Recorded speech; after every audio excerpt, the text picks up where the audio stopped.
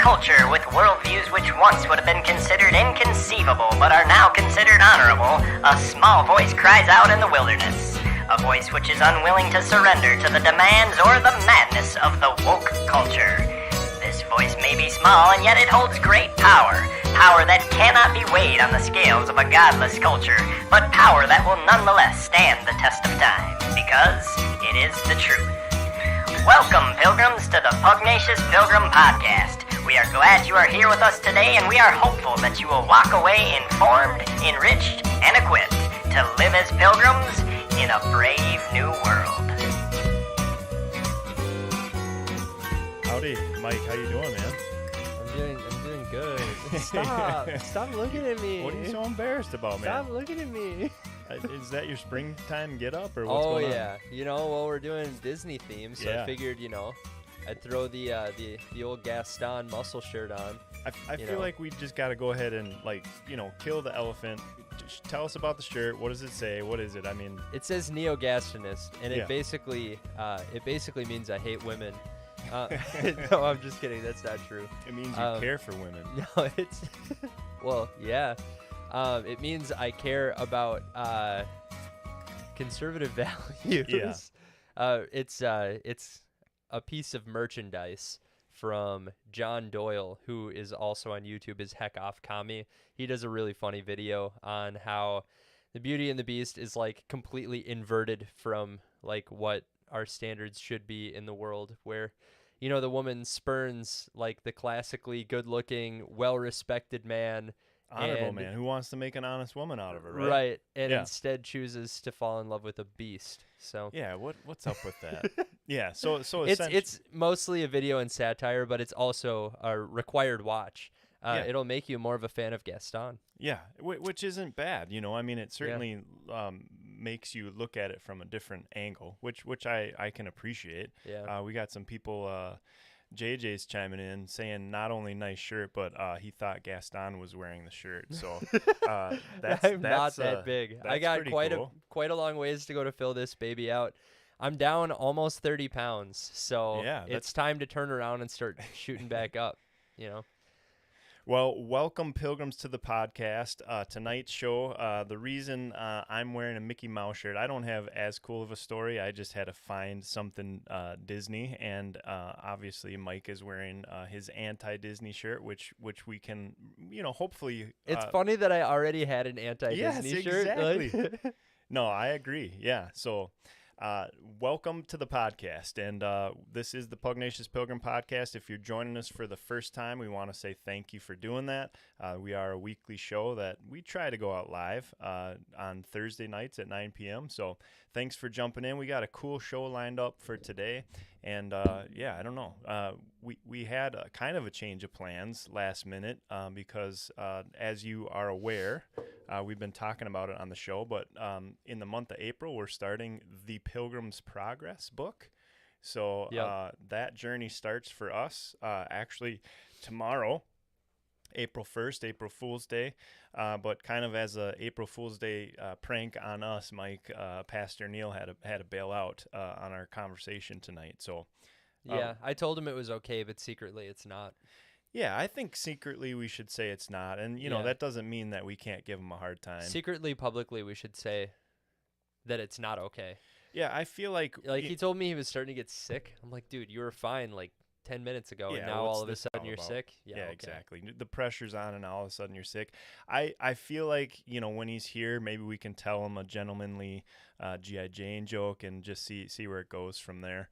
And maybe we could pull a Will Smith, Chris Rock scenario. But I mean, probably. I'm not sure. We should probably see how that all plays out, legally before we try and jump in it ourselves. But anyway, he's not joining us tonight, so we're going to postpone our conversation on the Pilgrim's Progress, but that doesn't mean we're not inviting you guys to join us. So if your plan is to join us, we're still going to start tomorrow.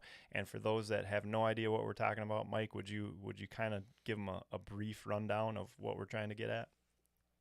I wasn't paying attention. What is I why feel so Pilgrim's Progress? self-conscious. What are we doing? I feel so self-conscious, right? I really do. I can yeah. make you seriously Oh self-conscious. no, don't, dude. So Pilgrim's Progress. Why we're doing Pilgrim's Progress? Well, because it's a good book, I guess. It's like, I mean, it's kind of like one of the things that inspired us to, well, inspired Yeah. you to come up with the name Pugnacious Pilgrim. I personally have never read the book, so it's gonna be fun for me to go through. I mean, a lot of Christians say it is a must read. Um, I haven't gotten through the whole Bible yet, though, so I'm kind of like, well, the First Bible things is, first. Yeah. yeah, Bible is kind Yeah. of a must read. But for the podcast, I will start reading Pilgrim's Progress. Yeah, and essentially, just to give you a brief synopsis, it is an allegory, really, of the Christian life. And so, Yeah. not to be a total spoiler, but as you're reading it, you'll read sort of what the Christian journey really is all about, and some of the things that snag us along the way, right? And so, I love the idea that it's about sanctification. We talked about sanctification on the show a couple weeks ago when we talked about being sanctified in the truth. And I think the modern day church, I don't know. I mean, some of these big words that have been labeled Christianese over the years, I think we failed to use them as much as we maybe should. And because of that, I think a lot of people don't necessarily have a good understanding that the Christian journey really is about God setting us apart, making us holy, chiseling away the sin that remains in our life, and that it's not supposed to just be our best life now, as much as Joel Osteen would want us to believe that. That's not Name it actually, and claim it, yeah, brother. exactly. So I'm excited about the book. I'm hopeful that some folks would join us in it. There's a lot of different ways that you can get this. This actually supposedly, we're usually a facts-based show, but I haven't really validated this. But the claim is that it's the second leading English book sold in America, next to the Bible. And so, I've if heard that that's as well. true, great. If it's not, I don't really care that much either. But it is a good book. Yeah, And we you can will get be it reading for like $10 on the internet. Right. So Yep. And you can check it out at your local library. That's the cool thing about a book like that, is that you should be able to go to any local library and pick up a copy as well if you just want to rent well, it. and I'm gonna go out on a limb and say this, but if you know me in real life and you can't get your hands on that book, I will fund a copy. Ooh, nice. of I that like book that. for A ya. scholarship. So Dude, feel that's free to reach out to me. just more evidence. I mean, Gaston would have done the same, right? Right? Well, And- he would have, as long as you're a man, because he right, didn't want yeah, women reading books. No, So yeah. I mean, Yeah. that's true. Like, what are you reading that garbage for, Bell? But- right. Yeah. Seriously. I mean, Well, and there is a reason, right, Mike, that we are kind of wearing Disney, or at least anti-Disney, or however you want to say it. there are Disney characters on our clothing. Right. Yeah. Yeah. Do There's a you- reason for it. What's that reason? Well, we're gonna trash Disney today. And we're Is gonna try essentially not what to it get comes kicked down to. off Dude. all our platforms. Oh but- man, I have been anti-Disney passively, probably for as long as I've been a Christian. As soon as I became a Christian, I became aware of like all of the weirdness that is like in their stories, the way that they change classic fairy tales Yeah. to be something that they're not, the way that they just push agendas. Sure. You know what I mean? Mm-hmm. They just change characters around to try and brainwash children, and I'm not really about that. Plus it has like their content has this effect on children that just is like a drug, Right. and that freaks me out too. Sure. So And probably rightfully so. Right. yeah, and it's like it's the sacred cow too. You Right. know, like so if you say anything bad about Disney, there are a lot of people out there that are like, "How dare you? I grew up watching Right. Disney." And then you can look at them and be like, "Yeah, I can kind of tell." Like, you know, like yeah, I get it. Yep. You want everybody to treat you like a princess, but you don't actually want to change your horrible attitude. Yeah, Right. I get it, you know. Yeah, like You probably watched actually Cinderella a few a lot times. of things make a lot more sense now that you've said that. So Yeah. well, we know a guy who created a meme that we're gonna leverage, because I think we have rights to it because we know the guy that created the meme. But Sure. why don't you walk us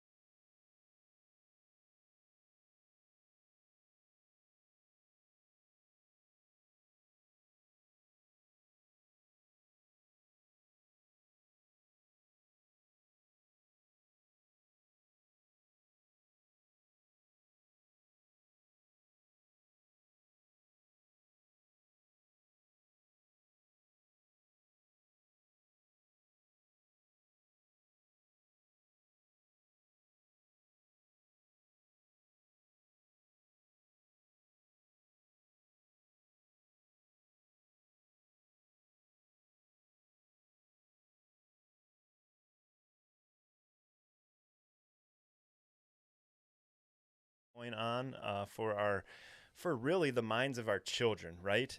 In some ways, adults are perceived to be a lost cause. If you're not already on board the woke train, I think, they think that their chances of pulling you in are probably slim to none. But if we can train up that next generation in the way that they should go, wait, that's almost a biblical concept, isn't it? Almost. Yeah, almost. It's almost a then biblical when they concept. grow old, they won't depart from that truth or those ideologies, right? Yeah. And so the warning really in tonight's podcast is that there is a war going on for the minds and the affections of our kids.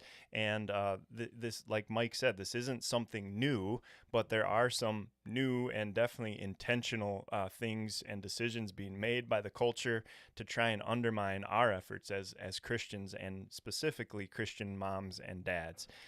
And so we want to take tonight's episode really to just kind of dissect what that looks like, some of the things that we've been able to discern as we've put our radars up on culture, and then really hopefully ask and answer the question, what can Christian parents do about it? I mean, what is our obligation? And so that's really what we're going to be talking about tonight. And we just figured, it made sense to wear Disney stuff as we're having a conversation. As uncomfortable as wearing this, I feel like I'm naked on camera. Not that I would know what that feels like, but it feels like that's what that would feel like, is what's going on right now. I'm not I feel like I'm showing too much of myself.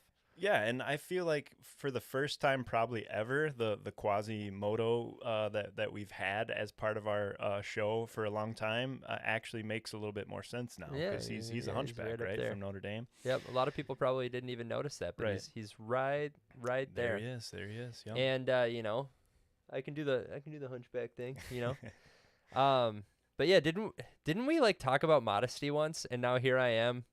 Not being modest. We never did our modesty show, dude. We never did it. The problem is we had talked about it, but there were so many other podcasts that we were listening to at the time that were also doing it. So it just felt like, dude, if we did a modesty show right now, it would just feel like we're, riding somebody's coattails. But which we would have been. That's true. And we have. Yeah, we definitely have. There's nothing new under the sun, especially the Pugnacious Pilgrim podcast. Yeah. So I mean, we're riding Jesus's coattails. That's true. With our faith. So. That's true. Yeah, I like that. Not that we pitch our stuff that much, but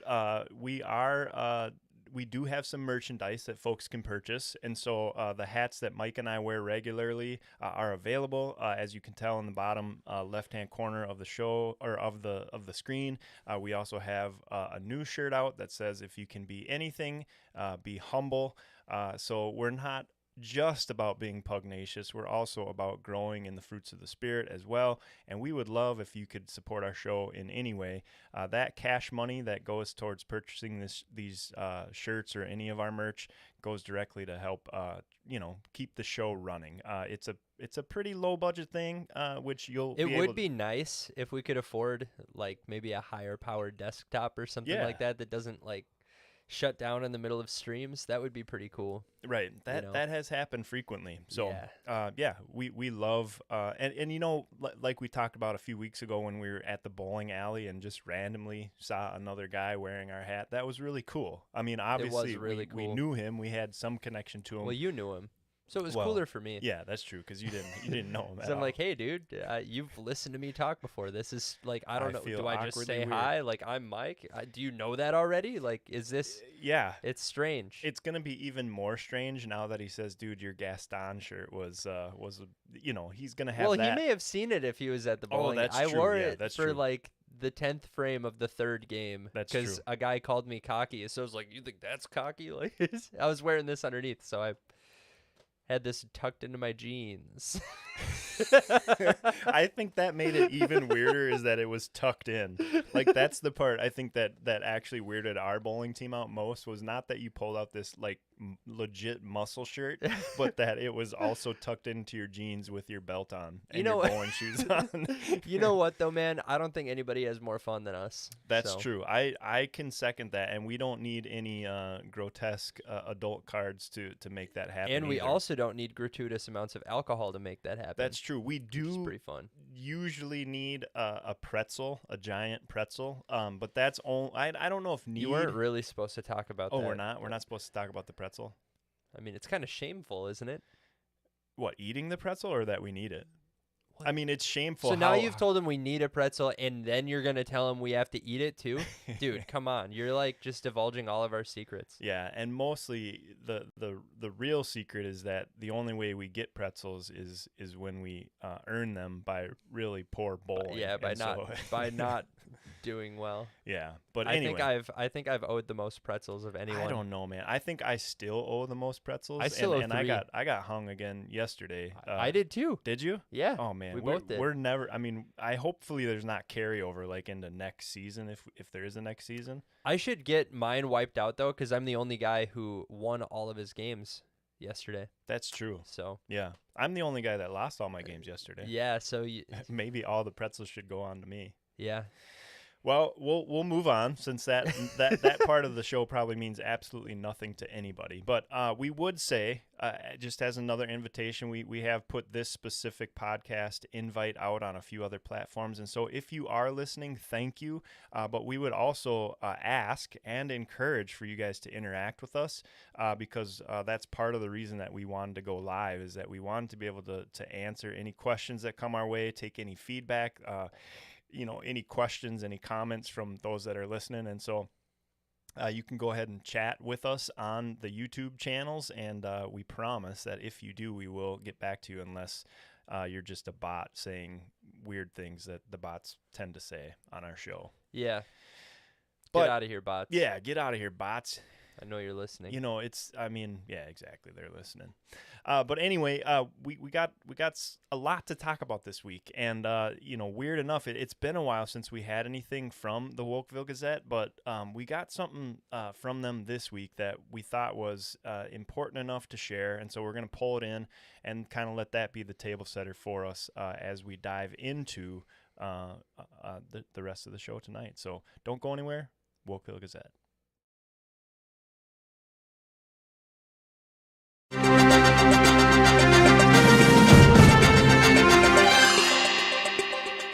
As strange as it may seem, there is a new phenomenon among women today which has scientists and doctors confused and baffled.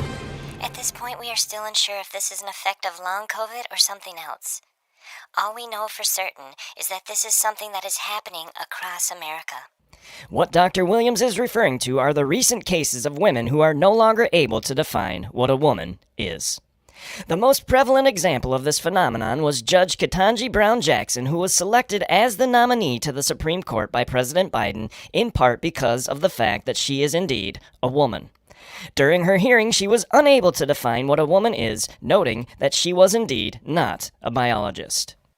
We were already concerned in what we perceived to be an uptick in this type of behavior, but when it occurred again, especially to such a high-profile and public figure like Judge Brown Jackson, we knew we could no longer ignore the obvious. That's when Dr. Williams and other researchers at the University of San Diego decided to use the federal grant money they had recently received as part of the Diversity, Equity, and Inclusion Fund, earmarked as part of the Ukraine relief package signed by Congress, to study this mysterious occurrence in better detail.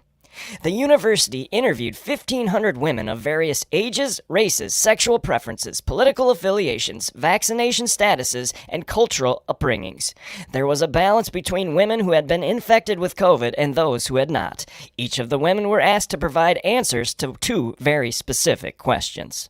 First, we wanted to know if they could define what a woman is.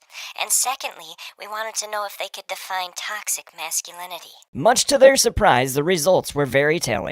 While the majority of women who considered themselves to be conservative were able to define woman, they seemed to struggle more with the second question, namely, what is toxic masculinity? However, in stark contrast, those women who considered themselves to be progressive struggled significantly to define what a woman is, but seemed to have no issues whatsoever defining toxic masculinity. Dr. Williams weighed in with her thoughts on the validity of the study as well as the results and what they indicate for the culture at large.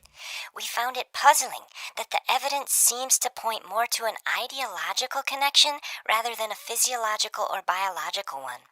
It's almost as if these women are living in two very different realities. In one, women are able to define what a woman is in the traditional and conventional way, but then we see an inability and even a hesitancy in progressive-leaning women to define women or even utter something which might be considered offensive or repressive in any way. Unless, of course, that offense is directed at men.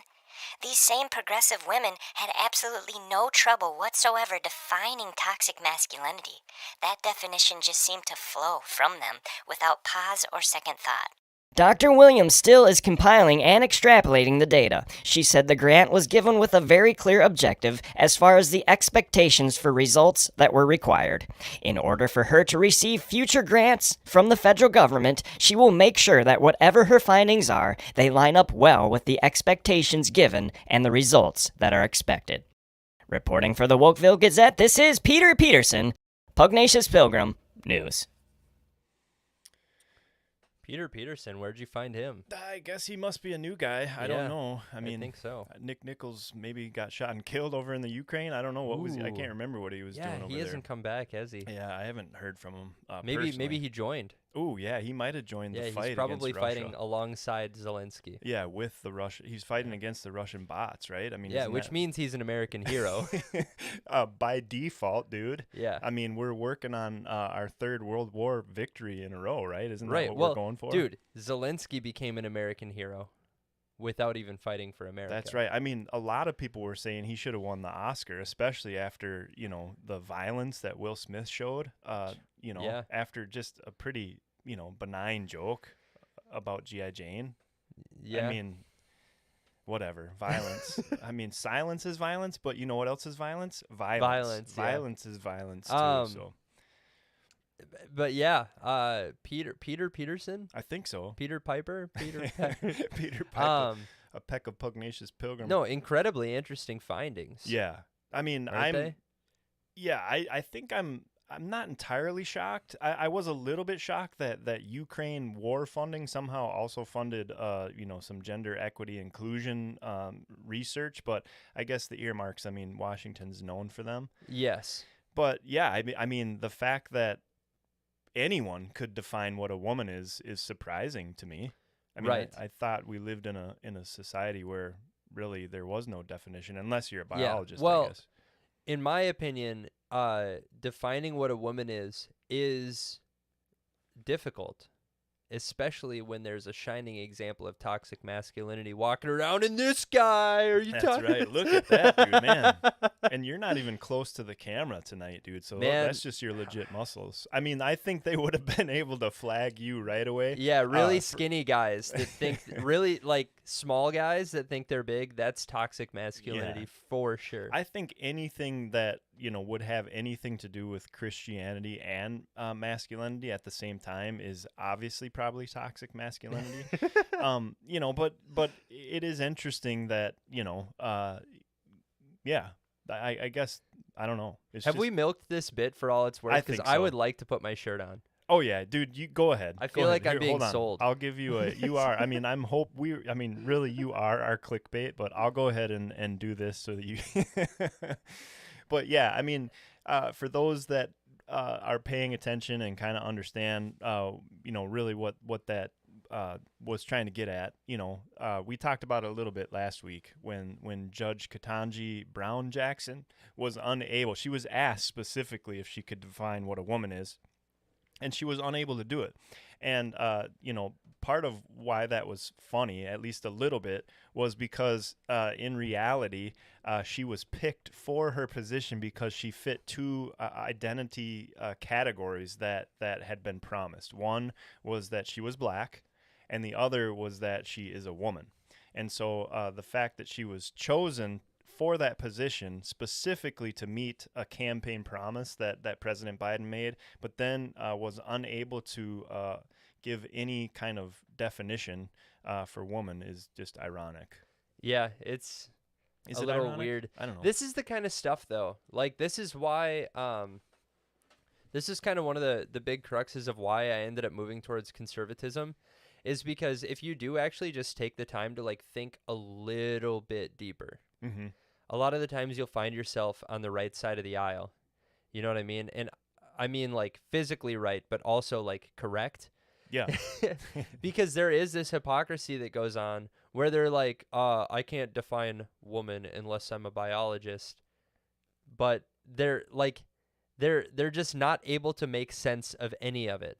But they are able to just say whatever they want while virtue signaling. And as long as you're on the left side of the aisle, nobody cares. Right. Nobody cares. It's like the whole "Don't Say Gay" bill. So Stone Toss, I don't know if you saw their whole thing. It was like the teacher was waving a rainbow flag and was like, "We're going to discuss the Don't Say Gay bill." And then one of the students was like, "That's gay," and then got in trouble for saying it. Yeah, because that's exactly what you talked about. When we were growing up, you got in trouble for saying gay. Yeah, I'm pretty and sure now Stone Toss listens to us. They probably so. do. That's probably where they got it. And you know, this, I mean, just to be fair, we're, you know, a lot of this hypocrisy happens on both sides, right? Because, you know, we heard, at least I think just released today, that Caitlyn Jenner is now joining the conservative news organization Fox News as the new conservative voice of the program. And it's like, dude, what? Like, that is not conservative, right? But just because supposedly Bruce Jenner, who dresses as a woman and I think has probably even had surgeries to more fully live into his delusion of being a woman, just because he says he's conservative, now conservatives are supposed to embrace him as a conservative voice. I mean, that's straight up silliness. And well, this is another one of those things, is I hope that this is like a crux that gets people to realize, right, like, the media is not your friend. I don't care if it's Fox. I don't care if it's CNN. Like, I mean, my dad, right? And Dad, I love you. I know you're probably listening. He and I have had conversations where it's like, I know he watches a lot of CNN. Yeah. And again, we've had conversations about this where it's like the news has created this dichotomy where it's like either you love CNN and hate Fox News, or you love Fox News and hate CNN. Right. And it's happened in conversations where my dad has like assumed that, and I hope that this isn't weird that I'm saying this, Dad, but like he's assumed that I'm like watching Fox News, and like, no, I don't watch Fox News. Yeah. As a matter of fact, I'm not a fan of Fox News. I think Tucker Carlson can be really funny, you know, but like I don't turn my TV on. I don't have cable. My TV probably, I haven't even looked at it. It probably has a lot of dust on it because I only use it if somebody comes over, like a friend of mine, to like watch, like one of my coworkers came over and made me watch the first Star Wars movie because I had never seen it before.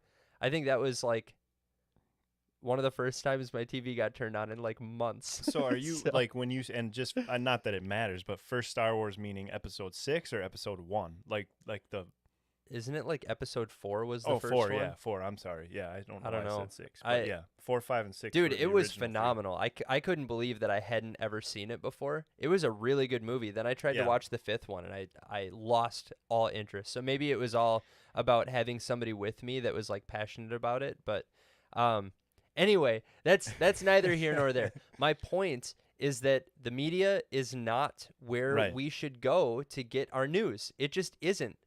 And by media, I mean mainstream media. Right. Like, and I think the other thing to be, you know, it's not okay to make peace with media just because they say and do some things that you agree with, right? Yeah. And I think that that's kind of, you know, part of what we want to discuss tonight as well, is that, you know, it's like, you know, there's like a running meme of like, you know, someone coming home and, Mom, Dad, I have to tell you something. And they're like, oh my goodness.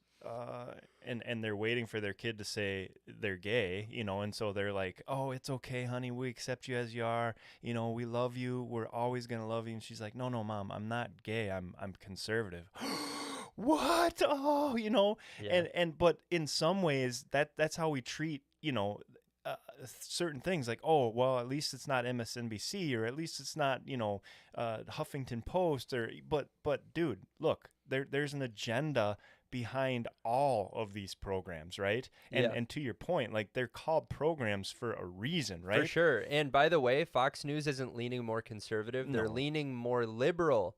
Right. every yeah. day. Yes. Every day. And this is just more evidence of that, right? If we Yeah. didn't have enough, this is just more evidence of that, right? And again, that's just another reason why for Christians specifically, we can't rely on politics to be the end all be all answer, right? Because you might have some things in common with Caitlyn Bruce Jenner, right? As far as political ideologies or even, where you stand on certain things politically, right? Or your genitalia. You might have that in common.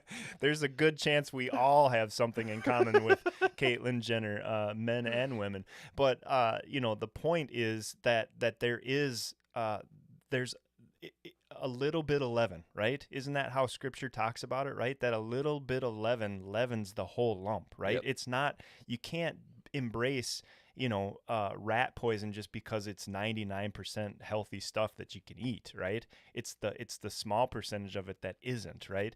And one cool analogy that a pastor friend of ours actually used one time because he wanted it to make a little bit more sense is that, you come into a house and you smell fresh baked cookies and everybody knows what that smells like, right? Like chocolate chip cookies, and you're just like, oh yes, I'm super excited.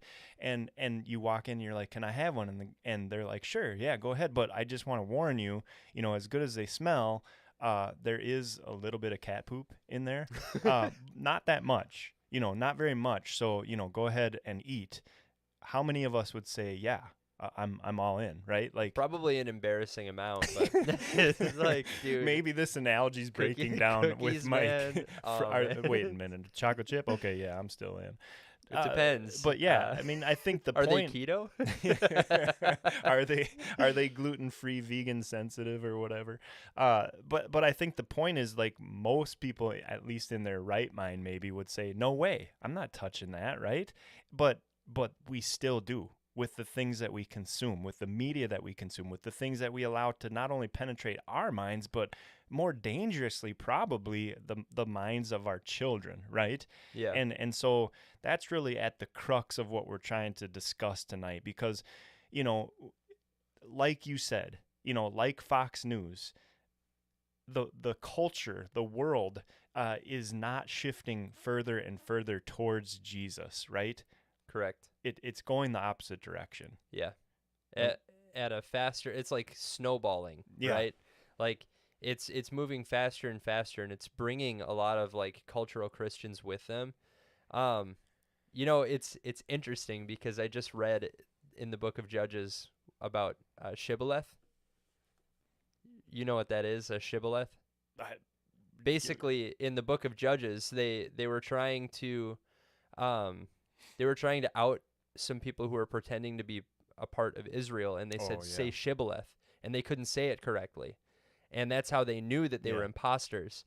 But shibboleth is like a thing now that it's like, I mean, that's what it is, right? So like a shibboleth for like a real Christian would be, are you repentant? Yeah. Because if you don't have a repentant heart, that's a shibboleth that you are not actually like following Christ. Right. You're right? exposed. Yeah. Yeah. So I love that whole concept of which, here's a total aside. Have you ever seen the movie Inglourious Bastards? Yes. When the dude holds up his three like this, But he does it instead wrong, of this, that's a shibboleth. Yeah. So anyway. It started a Amazing pretty scene. significant fight. Yeah, amazing scene. But that's pretty much what happened in the book of Judges too. So Right. Well, and I think that in some ways, if we want to use that kind of as the springboard to the conversation, there should be shibboleths that not only we know and can recognize, but also that we equip our children to know and recognize as well, right? To essentially say friend or foe, right? Yeah, well, and we're called to know them by their fruit. Yes, exactly. And obviously, the fruit of specific media organizations and such can be measured, but it's not always measured by what we can see with our eyes. A lot of the deception, just like it was for the enemy in the garden, right? Like he didn't come outright to Adam and Eve and say, hey, look, guys, I think that God that you serve is a fraud and I hate him. And so I'm really just asking that you guys jump ship and follow me instead. He Right. came in a very deceptive way. And that's how deception works, right? And the enemy is the father of lies, right? He is the father of deceit. And the Bible continues to talk about, things like that, right? When you talk about wolves, I think when the Apostle Paul was speaking to the elders of the Ephesian church, he was telling them in Acts, I think it was 20, that basically, wolves are going to sneak in among this body. And then he went so far as to say, of which some of you actually are. Or may be, right? But he gave them a staunch warning that said, I'm telling you these things now so that I can have a clear conscience and the blood will not be on my hands. It will be on yours, right? And he was saying, you are the shepherds. You're the one that needs to keep a careful watch on your flock. You're the one that has been given the responsibility to protect the saints, right? And Right. on a much smaller scale, but probably with as much significance, I would say, is given to fathers to be aware of what's coming into your home, be aware of what's coming into the minds of your children, to be aware that the deceiver is not gonna wave the gay flag, like Stone Throw talked about, but instead is gonna be using as much deception as possible to try and convince us that there's nothing wrong and we don't need to worry about it. Yep. They're going to try and convince you Satan's not real. They're Yeah. going to try and convince you nobody's got an evil agenda. They're going to try and convince you that, they're just lyrics. Right. Calm down. Yeah. They're just lyrics. Or it's just a movie. It's fake. Right. Or it's just art. It's just satire. What, are you trying to shelter your children? No, I'm trying to protect my children. And just quick disclaimer, obviously I have no kids, but this is, believe it or not, something I put an awful lot Yes. of thought into, and I care an awful lot about the children of my friends and family, and I will be a father one day. Yeah. So this is like, I'm trying to store all of this up in my head so that I can give my kids the best shot Yes. of like making it through childhood and into early adulthood as strong Christians. Right. And I feel like, again, I'm using feeling, but it is my observation and my discernment that far too many families aren't really thinking about these things with as much sincerity and probably severity as they ought to. No, be. man, the whole world says, "Hey, just throw your kid in front of a TV. They'll grow up." Or like just send them to daycare. Like they'll grow up. Just show them what it means to be a hardworking parent, which like is great for a man, but it's like then both parents go and work, and then the kids are like, "Wait, so I don't really have a parent here right now." Right. And they'll come to that point where they realize that they wanted their parents around more often, but it won't be until they're like an adult and it's too late. Yeah. Like I remember the amount of freedom that I got when I was younger, and I am so grateful for everything that my parents have done for me. The way that they raised me, obviously doing the best that they can, but there are a lot of things that I look at and I'm like, I'm not going to let my kids do that. Yeah. I feel like the Lord rescued me from myself. The Lord rescued me despite me. Yeah. And I have just from that experience, like there are so many things that I'm going to be specific and careful and intentional about the things that my kids are exposed to. And I think everybody should care more about that kind of stuff. Because I even see people and this is where it really bothers me, is when we have Christian brothers and sisters that just seem really, really relaxed while their kids are like living in disobedience and like going down really nasty and disgusting and evil paths. And you just see the parents kind of like, it's just their wicked heart. You're like, This is your kid though. Like you are their ruler. Like you are the ruler over them. So if they are getting into this stuff, like that's your responsibility. That's your job to fix, dude. Right. Like and we will give an account, right? I mean, and that's the thing, is that we don't get to skirt the accountability, right? We can delegate responsibility, we can negate responsibility, but we never get to negate or remove the accountability. And I think specifically to fathers, Mike and I intentionally are making a plea with you tonight. And so that's why, if you look at it's kind of corny, but I don't really care. It's Dadication, right? Because we you and I, we come from more of a Reformed, maybe Baptist bent, right? And so at least where we land right now, we don't participate in child baptisms, right? But the idea really of dedication is very similar to what an infant baptism, or even further back in the history of the Bible, what a circumcision was supposed to represent, right? We are bringing you into this body of believers, right?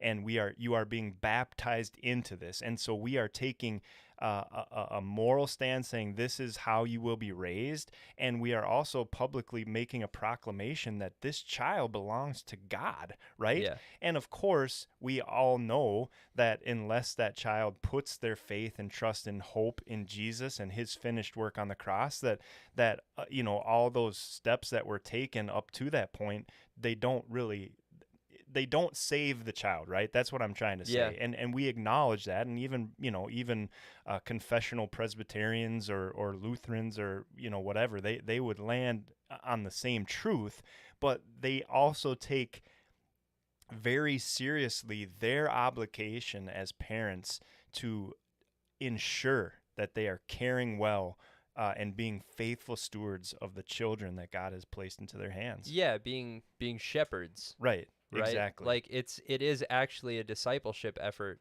Yes. It's not just that you need to make sure that your kids make it to adulthood alive. Right. You need to make sure they make it to adulthood alive and well. Spiritually, physically, mentally.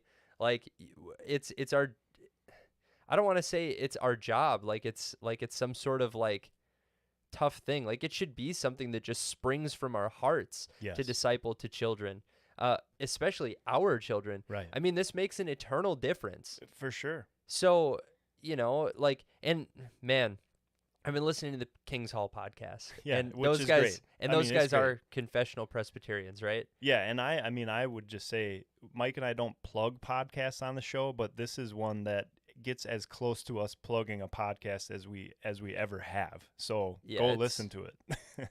It's thought-provoking. Yes. And not inappropriate. Right. Like some of Eric Kahn's we can stand other by stuff it. can sometimes be.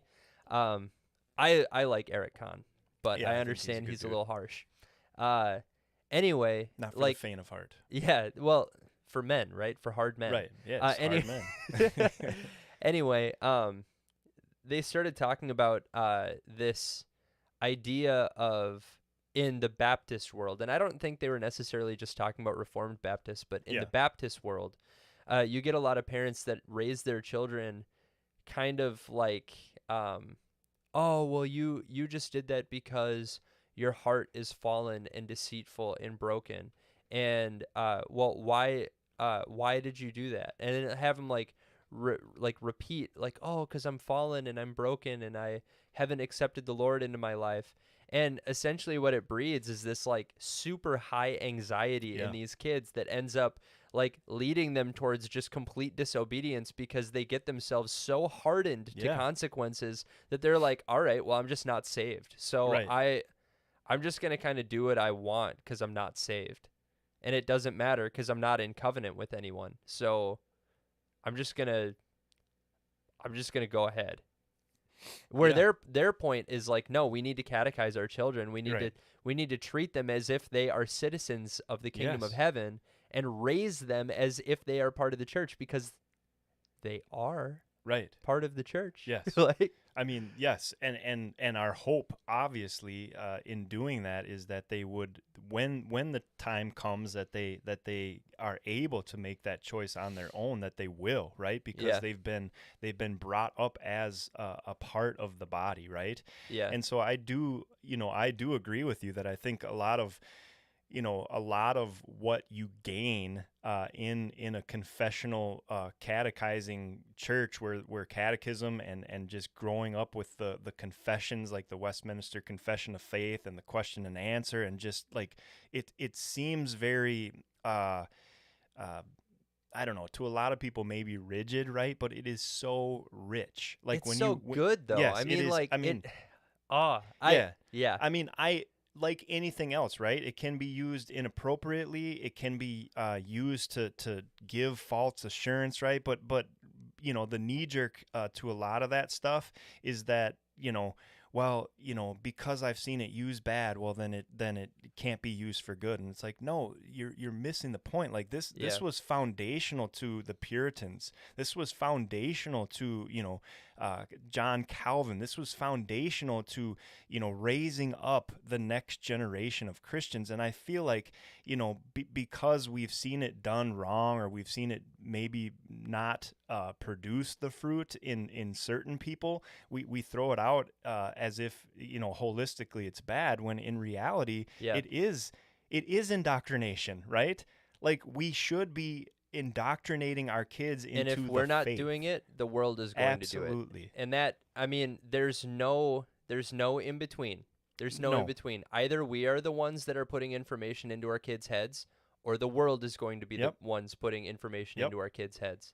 Yeah, there's no middle ground. Yeah, but to kind of go back to what you said, Jason, like catechism has been a dirty word in my head as long as I've been Christian, because I've never been Catholic.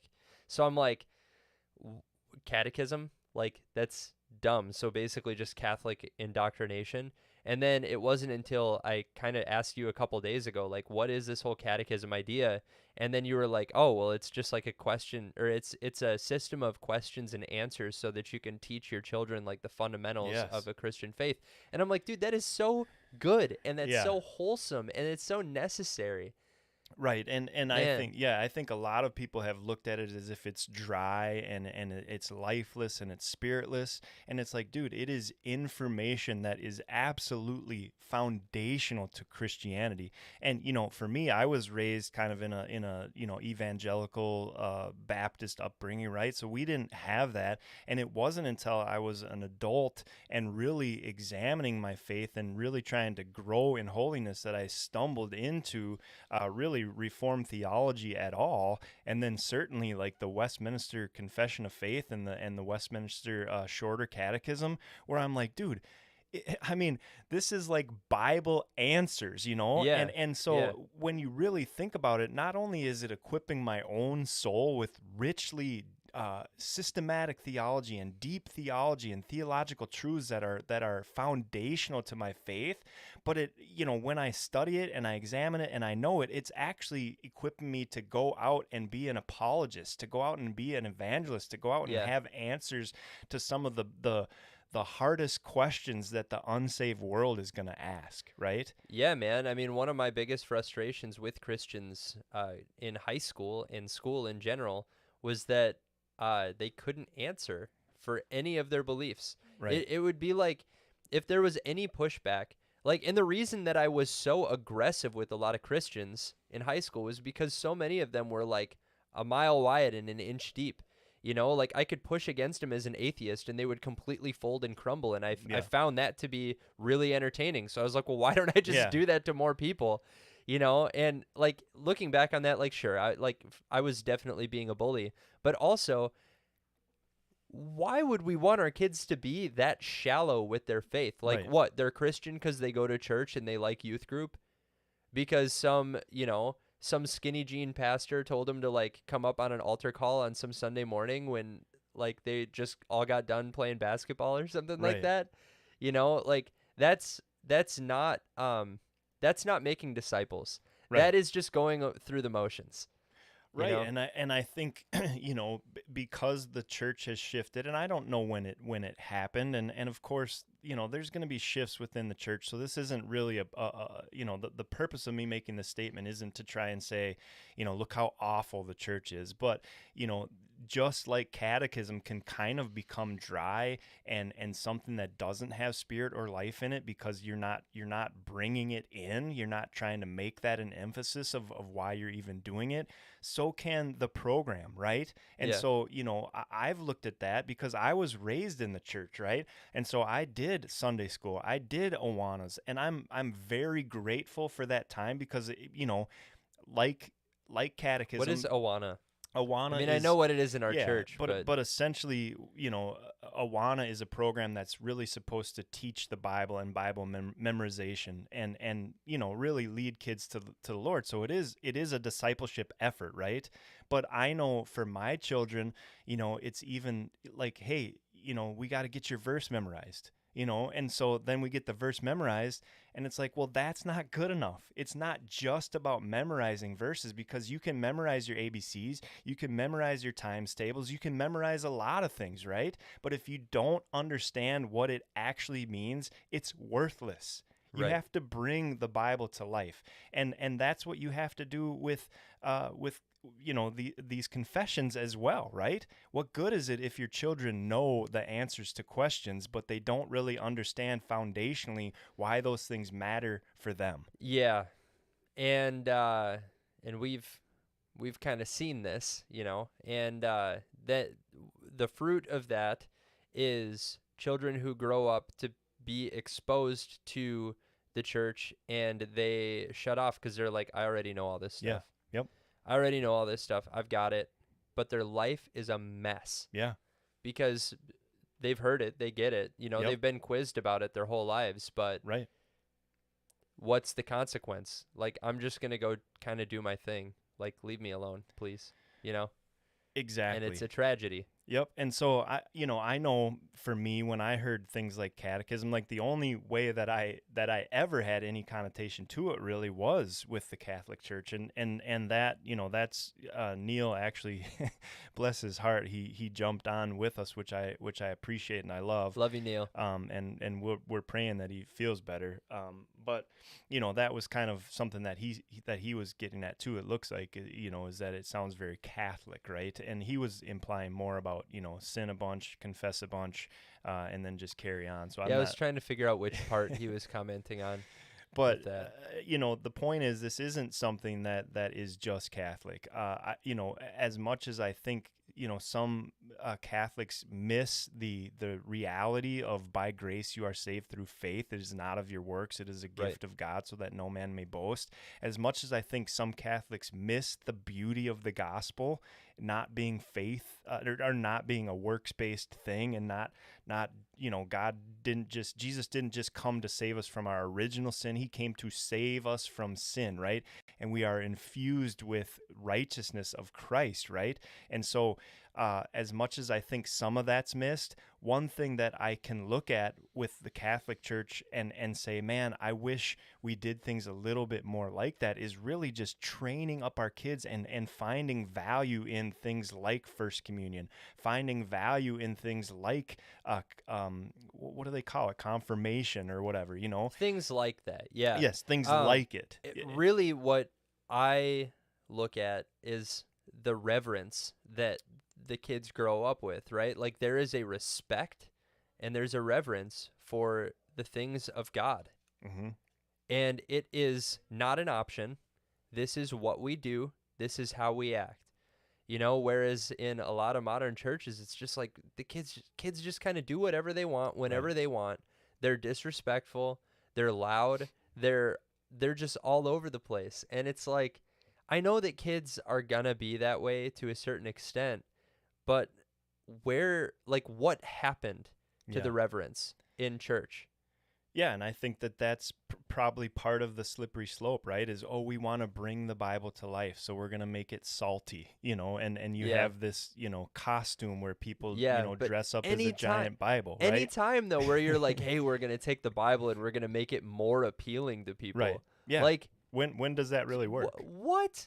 You're going to make it, you are, like, evil sinner, you're going to make it more appealing. You're going to okay. Yeah, and a lot of that is a is a response to maybe the dry tradition or dry realities that these people grew up in, and so they said, well, that didn't work for me, but maybe this will, right? And so I can applaud a desire to contextualize to children. I can applaud an effort to bring the Bible to life. I love all that, right?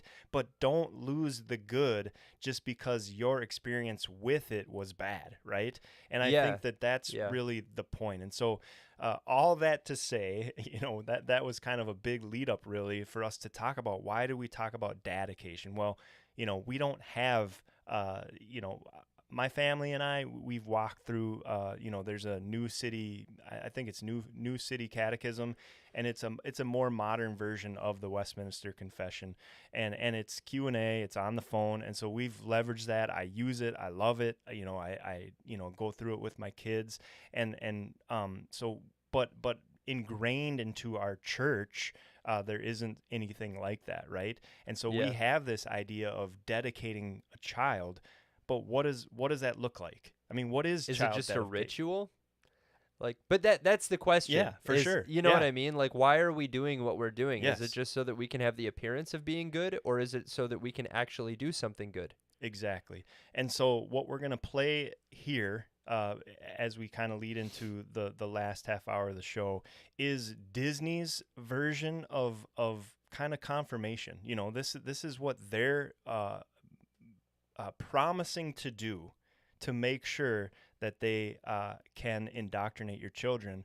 This is what we're up against. And I don't say that as a fear tactic. I don't say that to scare you or to sensationalize. I want you to be aware. And then we're going to talk about, what can Christians do to not only acknowledge this reality, but combat it, because it's important. It's important for us to understand, what the world and what the culture are attempting to do, so that we can not only be aware, but then do something about it. And so without further hesitation, this is Disney.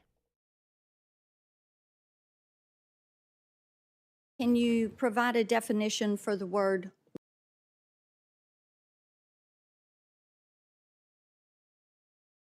All right, that's not Disney, Mike, obviously. So let me do some finagling here. And I apologize. I thought I had everything set up, but apparently not.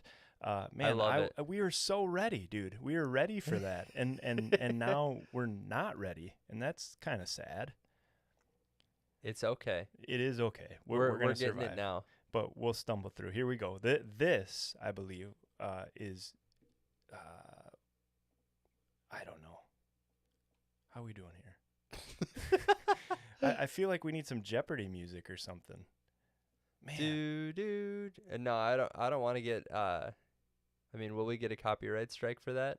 For humming it? I hope not. You can't even hum Disney music? It's pretty bad. All right. Well, then let's not even do that. Let's just move on and get a copyright infringement All right. for this. Are we ready? Yeah, for this instead. All right.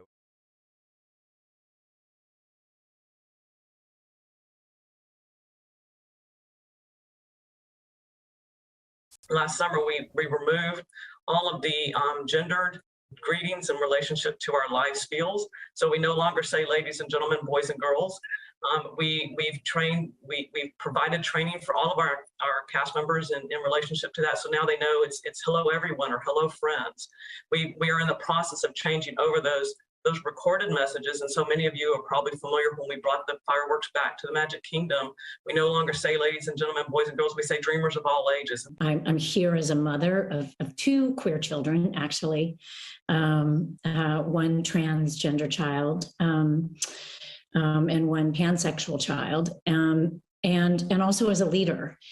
Many LGBTQIA characters in our stories, and yet we don't have enough leads and narratives in which gay characters just get to be characters. On my little pocket of Proud Family Disney TVA, the showrunners were super welcoming. Meredith Roberts and our leadership over there has been so welcoming to my not at all secret gay agenda. And so I feel like I felt like it was, maybe it was that way in the past, but I guess something must have happened in the last Like they're turning it around. They're going hard. Let's have these two characters kiss. Let's in the background. Like I was just wherever I could, just basically adding queerness to like if you see anything queer in the show, I'm proud of them. But like I just was like, no one would stop me, and no one was trying to stop me. We're also reacting from the reality that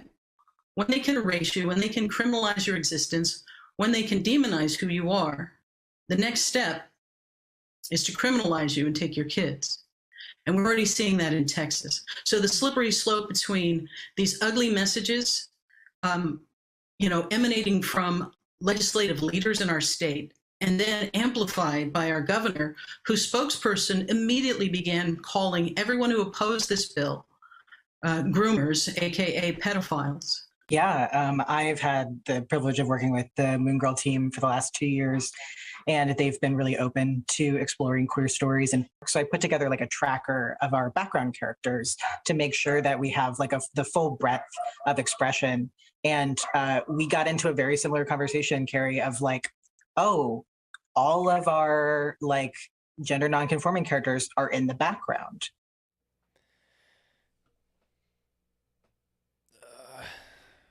I mean, tell me you have low testosterone without telling me you have low so I'm not trying to be a jerk. I mean, am. So either that dude has low testosterone or that gal, has a lot of testosterone. I couldn't tell. I mean, I don't know if, I mean, if that was a gal, her beard is legit. Yeah. But I just have to say, like, in order for, so the context of this is it was a private Disney meeting that got leaked. Yep. Right? Yep. They're clips from a private Disney meeting that got leaked. A Zoom meeting that was talking about the agenda. For all of this stuff to penetrate the culture of Disney and to get to the point where it is, that didn't just happen. Right. That didn't just happen. It's been happening. It's been that way. They've been tolerant of it. They've been okay with it for years and years and years. Disney has always, I don't know if I should say always, but they have for a very, very long time been in the business of getting people to think a certain way. Yes. That's why they do what they do. To me, at least, it seems that way. So I guess I shouldn't make a truth claim about it or whatever. Right. But to me, it's clear. Yeah, I mean, for sure. I mean, I just recently listened to a story, a documentary really about Walt Disney, and I know that his vision was different than how this is playing out, but essentially he understood the impact that he could have on a child's mind, and his goal with that was to bring in wonder and fantasy and a lot of the things like maybe you see even in stories like Beauty and the Beast or stories like Snow White and the Seven Dwarfs or Cinderella, right? Which is imaginary. It's fairy tale. Virtuous things like wonder and and fantasy. And they're not all bad, right? I mean, when you look at Lord of the Rings, that's fantasy, right? But it points to something greater than the hero of the story, right? It points to something greater than Prince Charming swooping the gal off her feet, right?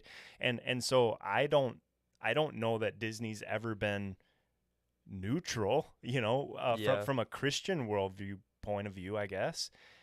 But now, I mean, absolutely, there as you can see, there is an explicit agenda there, right? Like they were, there was a walkout because obviously Disney World is in Orlando, Florida, and Florida just recently passed the Don't Say Gay legislation, right? And even though Don't Say Gay or LGBT don't appear anywhere in that legislation, really what the legislation is aiming to do is to say, hey, stop grooming our kids. Right. And so when she's talking about even the governor's talking about grooming. Yeah. Stop grooming our kids. My kindergartner doesn't need to hear about sexuality. Like I don't talk to my kindergartner about sexuality. And I don't want you being the one training my kindergartner in sexuality. Right. So, stop grooming our kids. I don't know why that's offensive when that's what's taking place. Well, so I remember being on the side of like, oh yeah, absolutely. Like public schools should teach, safe sex and like sex ed and stuff like that. Like, and now the older I get and the closer I get towards like actually having children of my own, I'm like, I could not imagine feeling comfortable having a stranger talk to my child Right. about sex, really under any circumstances. Yeah. Like, I can handle that. You know, and maybe the problem is that there are a lot of parents that haven't done anything about it, which goes into our point about how many parents have just been lazy with their parenting. Right. In and outside of the church. Inside the church, it's especially heinous when parents just kind of like let things happen and Right. they let things fix themselves because they should know better. But I mean, this has become a household thing, right? Of just like, you know, I'll send my kid over here and like they'll come back and know all this stuff. So I don't actually, all I want to do is I want to be able to get together and have fun with my kid. That's the only thing I want to do with my kid. I don't want to have to teach them. I don't want to have to be an example for them. I just want to kind of let them take care of it. And meanwhile, like, these people are like, yes, give us your children. Yeah, I mean, and now they're saying the quiet part out loud. They're Right. like, these are our kids. These are our kids, not yours. Get out of the classroom. Right. Yeah. And now the parents are like, wait a second. This is wrong. Like, yeah. and This doesn't seem right. Yeah. And I'm like, I love teachers, finally, but like- this doesn't seem right. Yeah. I mean, and that's true, right? Like the battle today, parents, is much worse than it has been historically, right? But that doesn't mean that battle hasn't been going on forever, because it has, right? Because even if, you know, I mean, there probably was a time where you could send your kids to school and there was a good chance that the teacher was a Bible-believing Christian and you didn't have to worry about some kind of, you know, progressive or secular or humanistic agenda being taught to your children. It's just not the reality But anymore. that doesn't mean that the enemy wasn't there trying to influence your children, right? Like, that's why God puts such a huge responsibility on parents to train up their children in the way they should grow. Right? Yeah, and anybody in a teaching role. That's true too. Yes. You know, I mean, that should be taken seriously. But the ones who are supposed to be raising their children are the parents. And I've gotten a lot of flack in our community Facebook page for saying exactly that. And it's like, it's one of those things where, like, I know that saying it is going to stir the pot. This shouldn't be controversial. But exactly, in my head, I'm like, dude, everybody should be jumping on board with what I'm saying, because I'm saying parents should take more responsibility for their kids. But you wouldn't believe the amount of people that are like, well, you have no idea what it's like. You don't have children. And I'm like, I don't have children, but that doesn't change who's responsible for the child. I'm sitting here as a person without kids, wishing that I had kids, right? And I'm saying, parents, take responsibility for your own children, and they're like, you just don't get it. And I'm like, okay, what part do I not get? What don't I get? Exactly. Well, what you don't get is that parents are weary, but that is not an excuse. It's hard. Okay, try harder. Yeah, well, like, you are an adult. Your child is a kid. Right. They need you to be strong where they are weak, because like, that's your job as a parent. And I just get so frustrated. Yes. And you know what you teach your children when you just throw your hands up and let somebody else do it? That they should throw their hands up and let somebody else do it. Like, they're watching you. And again, like, I'm saying this as a dad of 3 kids who spends I go to bed almost every night exhausted, right? And I have a partner and I should say that I have a wife. Yeah, you have a wife of 22 years. Who's a woman. Yes, she is a woman. Oh man. Yeah, like, now I can't even. We just gotta be specific. Who, I mean, even just tonight, right? Like, after dinner, she's like, dude, I need a break. I'm so tired. I'm so exhausted. And she does, right? She went to Target. That's true. She which needs is a great break. place. But my point is to unwind. that you know, yes, we're weary. Yes, we're exhausted. Yes, it's a huge responsibility, and we shouldn't walk into parenthood lightly. Yeah. But God will give us the grace. The Lord's grace that he gives is sufficient for you to raise your children, for you to press into him, even when you're tired. To, you know, like, I loved Matt Chandler had a statement one time where he would come home from work after working 10, 12-hour day, right? Park in his parking lot, knew what he was going to walk in or park in his driveway, and just pray, Lord, I am tired. I'm wrung out, but Yep. I need to go in and be super dad. I need to go in and be a dad, be intentional, Yeah. raise my kids. So give me the strength to do it. And guess what? The Lord did. Yep. The Lord provided, because it was faithfulness that he was pressing into, and not just giving up and saying, dude, I'm weary, turn the TV on, watch Disney. Oh yeah. Amen to that. And it's an act of worship. Yes. Right? To go through that, and like, yeah, you're probably going to suffer on behalf of your children. You know why? Because God put you there to Right. do that. And it's like, a worthy cause. oh yeah. And it will strengthen you. You Mhm. will be blessed through those efforts, as long as you do not like give up. Yeah, run right? the race, Don't right? grow weary in well doing. Like, run the race with all endurance. Like, all of these verses can apply to parenthood Absolutely. as well. And you know, it's just interesting how every single time we come across like, oh, well, it's hard. It's like, okay, well, think about this, okay? If Jesus, right, loved someone that that didn't obey him, that went against the things that he said, that, you know, XYZ, like, what would Jesus have done? And it's the old trope of like, what would Jesus do? But like, really, really think about it. Right. Because our role as parents is to be the head of the household. Right. I say our role. Again, I don't know have parents, what you mean, but you do have parents. I You're just not I don't a have kids. I don't have kids. I do have I parents. was raised by monkeys. Yeah, and I love my mom and my Yes. dad. No, I know what you're getting at, and you're spot on. And I think, you know, the point I think that we really, really, really want to make is that, yes, it's hard work. And yes, sometimes you feel like, man, I don't want to do hard work. But guess what? The enemy's doing hard work. Disney's doing hard work. They are working hard Dude, they're to make working sure that super they hard. get your children's minds. So who's that gonna they work get harder? yes, exactly. And the only way you can work hard enough is with the grace that God provides. It's not no one is super dad by themselves. I don't care who you are. You know, God did not intend for us to have the strength within ourselves to do all these things without him. We need him. Yeah, or without wives. Or without wives, or Honestly. without husbands, right? Yeah. Like, you know, there's supposed to be a dad there. And Yep. and yes, single moms, you do have it tough. You do have it hard. You do have it even more difficult, right? But that doesn't mean that you don't have the responsibility. You do. And single dads, you do too, right? You're supposed to have a partner. That's God's design. You're supposed to have someone walking and working with you to be that partner in instructing your children.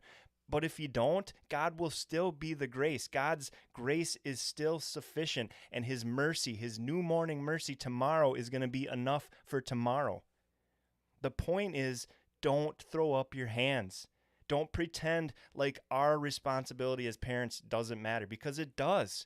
Don't pretend that you can just put them in front of a moralistic Disney show Yep. and have them not be turned into something that runs counter to what the gospel of Jesus Christ would have them. Yeah, I mean, you can't just raise them in the church and hope that they'll eventually become Christian. Right. It's not a passive effort. No, not Like, at all. And that's my big frustration Yeah. is I see a lot of passivity. They're like, Yes. well, you know, we try to give them all the information we can, but then we let our kid make decisions for themselves. Like, excuse me? You let your 12-year-old make decisions for themselves? Like, you realize they're 12, right? They're 12. Like, they rely on you to tell them whether or not, like, food is going to kill them. You know what I mean? Yeah. Like, they can't walk to the end of the block and back without, like, your supervision. And you're going to let them just, like, make important life decisions on their own? Like, they need you to guide them through these things. Because guess what? And I know you know this, but I'm just saying it more rhetorically or whatever. If we don't guide them, somebody else will. Yeah. If we don't teach our children the gospel, if we don't raise them with the foundations of our faith, if we don't raise them to understand all that the Bible is intended to be, all that our faith is intended to be, all that the Bible teaches us to be, guess what? Somebody else will teach Yep. them something different. Yep.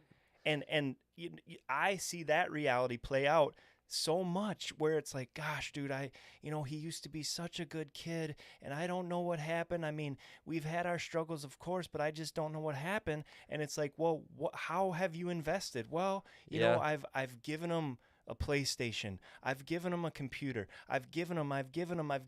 Have you given him what matters most? Have you given him the things that he'll be able to take with him into eternity?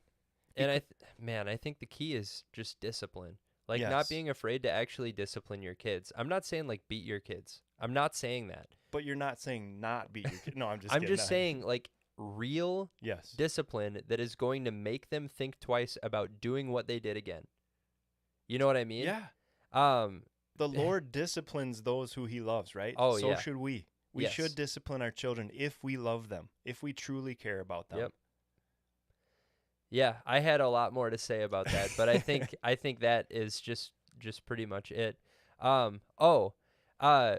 Just opinion time.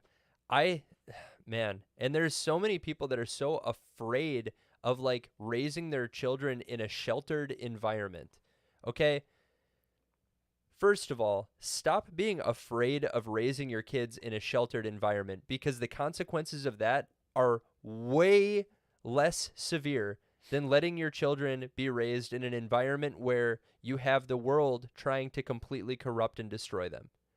I would rather raise a sheltered child 9 times out of 10, 99 times out of 100, where that child grew up under the shelter of a Christian household with a dad he knew he could trust, a mother he knew he could rely on to nurture him, always having food on the table, always having work to do, and always having a firm yet graceful discipline for things that he had done wrong. You're going to equip a child to handle the world in a much better way if that is the case, rather than having a 5th grader come home from school and say, Dad, what is sodomy? Yeah. You know, or like, obviously, Yeah. you know, stuff like, I mean, you can get into those topics in the Bible, but like, Dad, what is, you know, like a blowjob or something Yeah. like that, which is like what 5th grade, probably even younger. I mean, I remember the public school bus growing up, you know, so I guess my point is I think it is way more important to make sure that you are protecting your children until they are of a maturity or an understanding where they can handle these nasty, disgusting things in the world from a mature, spiritually sound perspective rather than from a vulnerable, immature perspective, because it's just going to confuse them if you haven't equipped them. Right. And that makes me think of a couple things. First of all, no one's going to protect your children better than you. Yeah. So if you're not doing it, nobody's going to. Disney's not going to protect your kids. You just saw that, right? YouTube is not going to protect your kids. They're going to try and do the exact opposite. Social media, do you think they're going to protect your kids? They're not going to protect your kids. Your church is not going to protect your kids like you protect your kids, Your right? daycare lady? Your daycare lady. Nobody's going to protect your kids like you. So that I just wanted to say that. And secondly, you know, regarding what you said, what else was it? It was something, oh gosh. Now I got the Mike syndrome. What's happening here? I didn't even work out. Yeah, something else I was going to say, but I lost it. So we'll just go on. Was there a third? No, I think there was only 2. There was 2 things, and I lost the second. So Well, maybe we'll come back to it. yeah, you had some good points there, though. I just wanted to add on. I to 'em, and appreciate guess that. I like. oh, I know what it was. Go ahead. You know, we're a homeschool family, right? And Yeah. and when we came to our parents, and you know, Anna and I were both raised in public school, and we turned out okay, right? But we got into enough stuff where we really, even looking back on our history, said, I'm not sure that we really want to have our kids raised in a public school environment. It's Yeah. not because we hated our teachers or our teachers tried to, you know, peddle some stuff, although I think nowadays that's just part of the equation, right? Yeah, I did have that experience in high school. I didn't. We didn't. But that we understand that that's a part of it. But really, for us, it was more the exposure to other kids with different worldviews, right? And so when we came to our parents and approached them, oh well, you know, gosh, they're going to be socially, you know, abnormal, or you know, how you know, socialization is so important. Socialization with who? Socialization yes, with dude. who? Oh my You know what I'm goodness, saying? yes. And so yeah, I don't really care if my kid doesn't know how to act at a bar. I don't care. I don't care. Right. I don't care if my kid doesn't know how to jump into the bullying that takes place on the bus. I don't care. Yep. I want him to be a hard worker. I want him to know how to work hard. I'll teach him that. And to respect the I want people in him to positions know of how to authority. respect people in positions of authority. Yeah. He'll know that, right? Yep. And it's not just him, it's our 2 daughters too. I don't care if they don't understand, how they're supposed to put their clothes on for a TikTok video. I don't care. So, Yeah. if that's what socialization looks like, I don't care. I want him missing out on that stuff. Dude, and that's like music to my ears because I am close with a lot of people, and like I have opinions, obviously, which is why we do a podcast. And I've gotten into conversations, and they're always very, very uncomfortable conversations. And I know I'm overstepping my bounds when I talk about stuff like that. But it's like, it's mostly out of love, where I'm like, dude, like, do you really want that for your kids? Like, just really think about the consequences of this. Yeah, and all of the consequences, right? Yeah. I don't want my kid to be a weirdo. Well, guess what? If you want your kid to be a God-honoring Christian, he is going to be a weirdo. Yep. And that's okay. We Yep. need to be okay with that. Yeah. I would And- not trade my Right. child's soul so that they could be liked by a majority of the world. That is straight unbiblical, right? Yes. What does it gain a man to gain what does it profit a man to gain the whole world but lose his soul? Right. And oftentimes these people that are like, oh, homeschool kids are weird. And it's like, okay, you're saying that based off of what your opinion was when you Right. were like 13. Like, you're an adult now. You know what I mean? Like, not only that, but if you're an adult and you have been saved by the grace of God, then why would you take advice from your 13-year-old self? Come on, like, you're a new man now. You get to make your decisions. You get to choose how your family is run. You get to be intentional in the face of all of this weird stuff that the world is being intentional about, trying to shove into your kid's head. Right. And you get to say, no, that's not happening here. It's Right. not going to.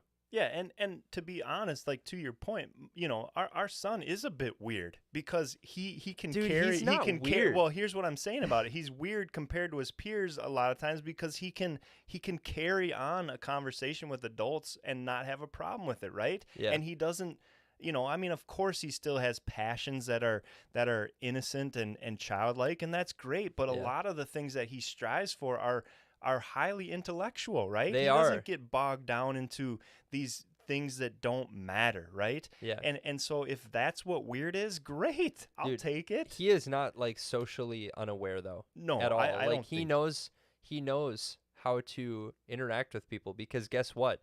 That is just a natural thing that happens when you're around people. Yeah. Which, by the way, a sheltered kid is still going to go to church. Right. And he's still going to have parents and Yeah. still have to interact with his You know, family, there's right? there's going to be other kids he grows up with Right. too, and hopefully those kids are children of people who are raising their children in a similar circumstance, because when you let your kid, as you know, when you let your kid go hang out with somebody else's kid, you don't know what kind of stuff that kid is Right. going to expose your kid to.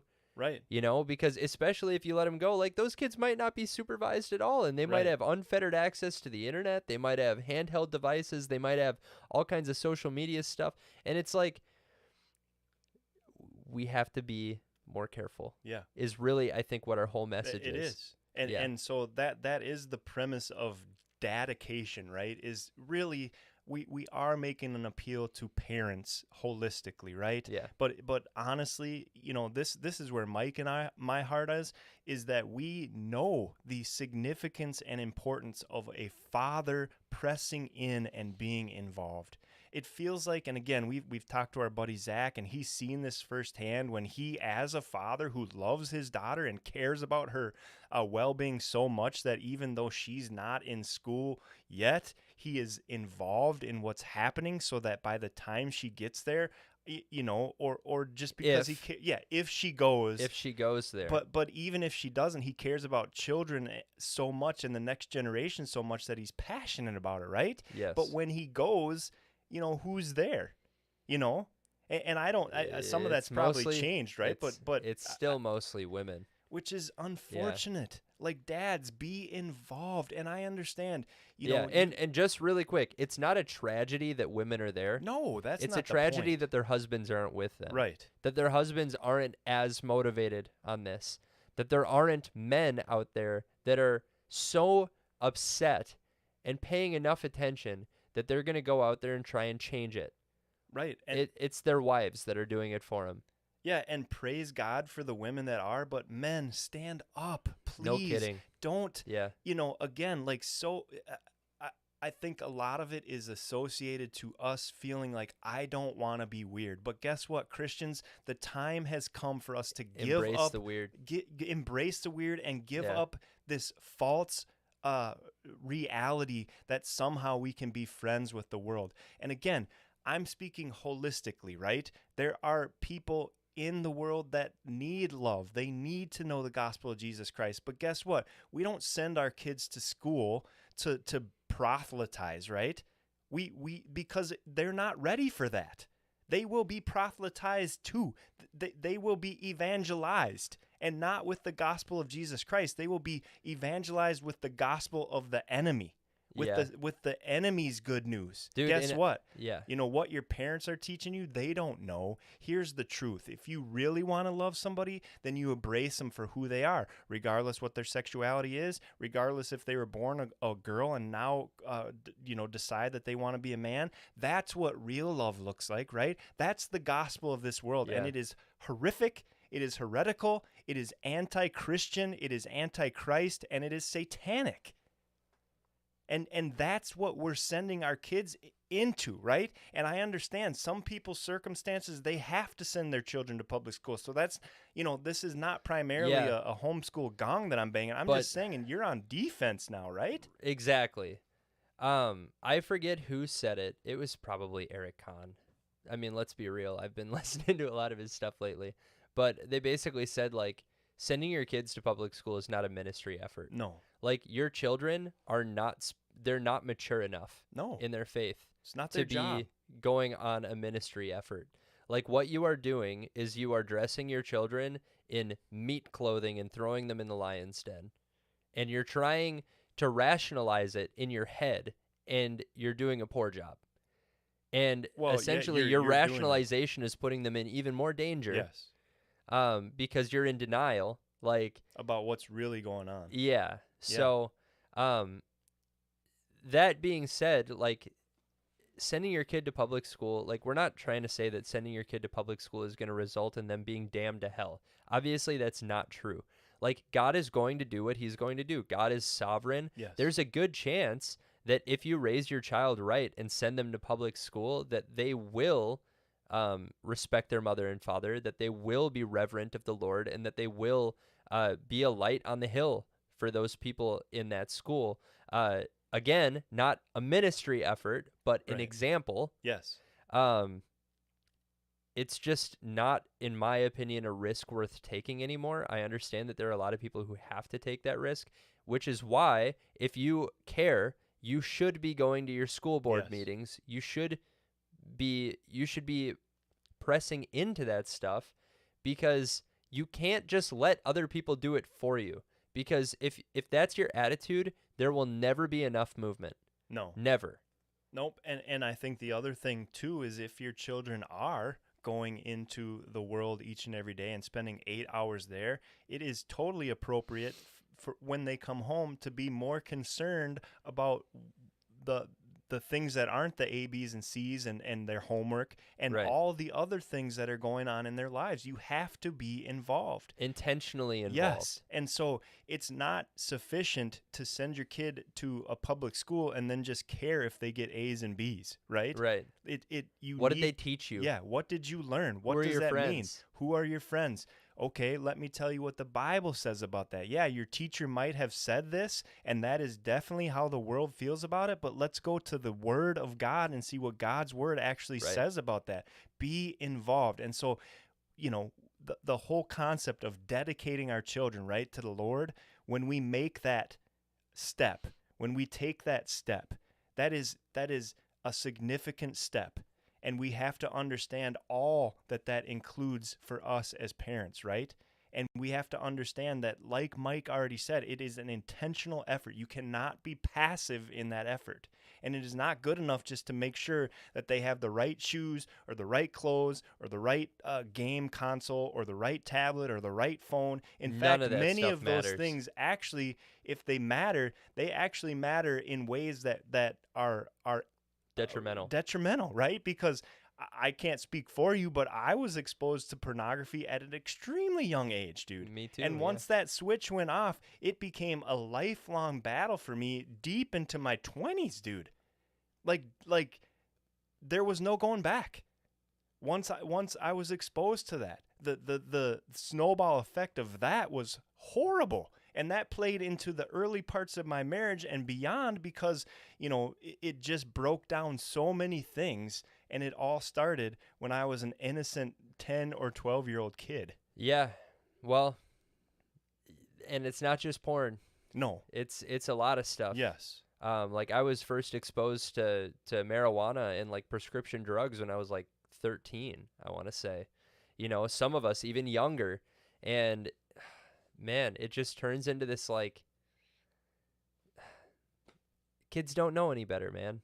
They don't know any better. And when you let them just like do whatever they want, they're going to go down a path more often than not of degeneracy. Yeah. I'll just go ahead and say degeneracy. It's our heart's natural bent without the Holy Spirit. Absolutely. We're dead in our sins and trespasses. Like I don't think our intention here was to really like make anybody mad or like to make anybody feel like a failure as a parent. More it is a charge to like, pick up and like lead from this point forward. Yes. Like Amen. make sure that if you have found yourself in a position where your kids are disobedient or they maybe aren't as mature in faith as they should be, or if they're like totally addicted to worldly things or just XYZ, like fill in the blank. Now is the time because, by the way, again, you are the ruler over your children, okay? So if your children are involved in something that you don't want them to be involved with, you're literally in charge of them. You get to tell them what they can and cannot do, and you don't get to tell me, oh, well, they have a mind of their own. They're living in your house.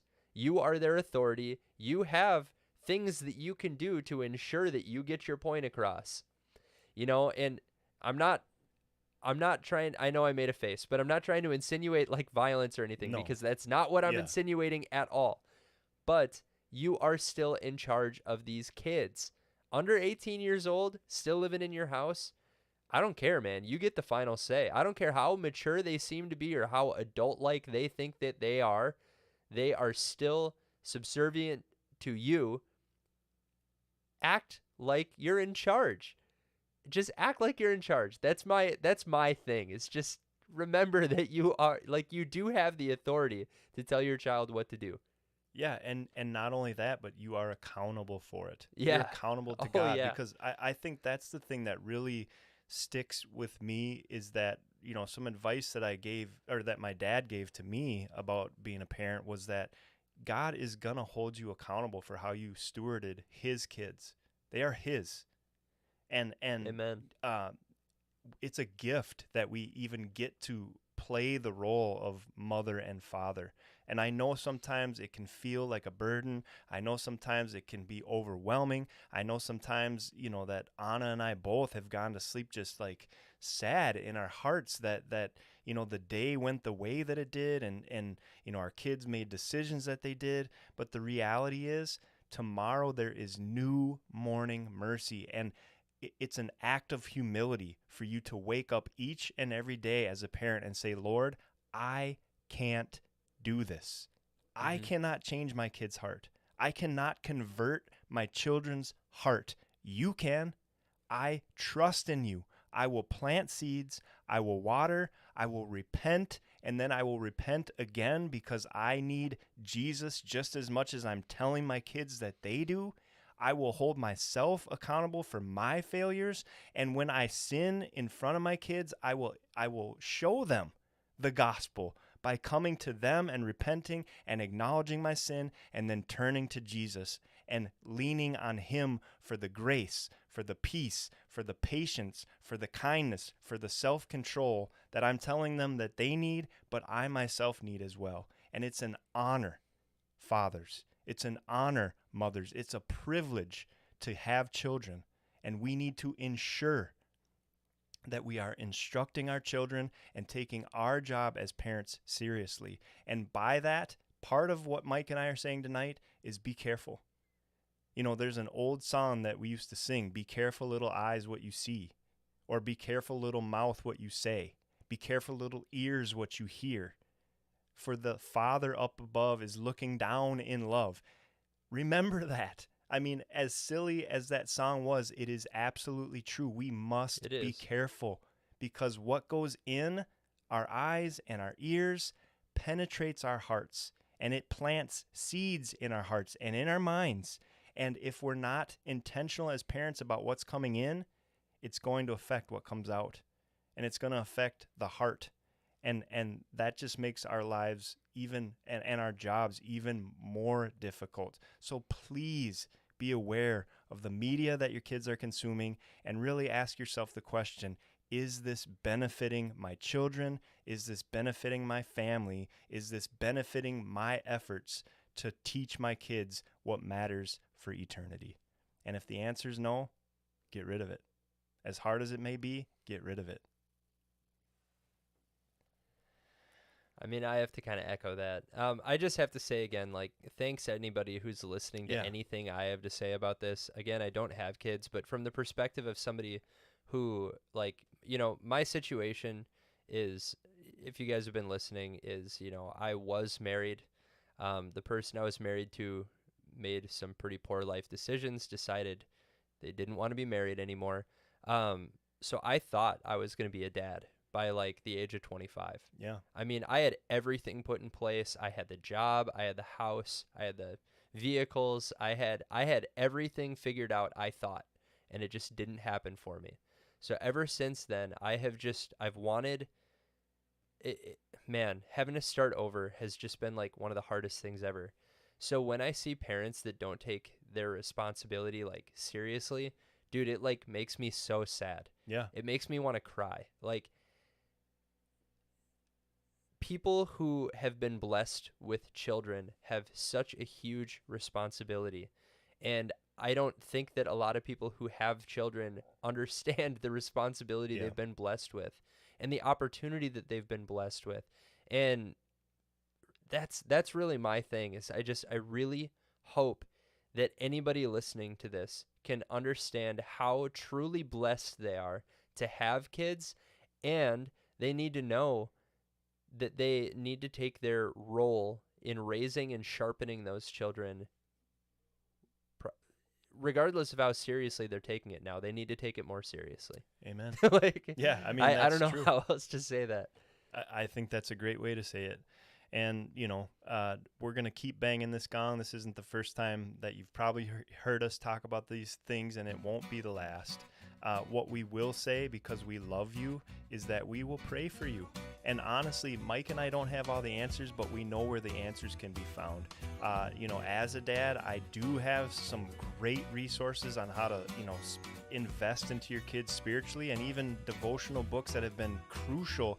Even like we said, there's New City Catechism. Look that up on Google Play or the App Store. It's a wonderful place to start.